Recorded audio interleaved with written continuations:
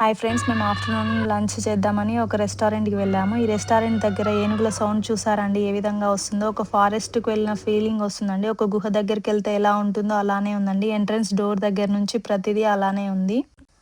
కాకపోతే ఈ ఐడియా అనేది చాలా బావుందండి. ఇది ఓపెన్ చేస్తే డోర్ ఇలా ఓపెన్ చేస్తే మనం ఒక గుహలోకెళ్ళిన ఫీలింగే వస్తుందండి. ఇది చూడండి ఎలా ఉందో? గుహ లోపట మనం తింటే ఎలా ఉంటుంది అనేది ఒక వెరైటీగా ఉంది అండి. ఇది చెప్పడానికని కాదు. చూడండి మీరే ఏ విధంగా ఉందో. ఇక్కడ ఫెసిలిటీస్ కూడా అలానే ఉన్నాయి.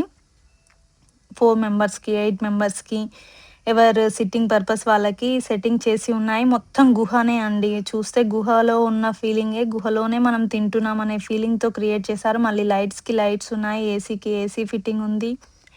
తర్వాత అన్ని ఫెసిలిటీస్ ఉన్నాయి. కాకపోతే గుహలో ఉన్న ఫీలింగ్ ఉంది. రకరకాల జంతువుల సౌండ్స్ అనేటివి మనకక్కడ స్పీకర్స్ నుంచి వినిపిస్తుంటాయండి. కాకపోతే చాలా బావుందండి.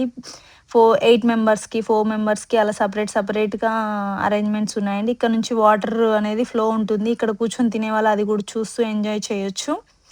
అలానే కాకుండా ఇది కొంచెం అన్ని రెస్టారెంట్స్ టైప్ కాకుండా ఇది కొంచెం డిఫరెంట్‌గా ఉంది అండి.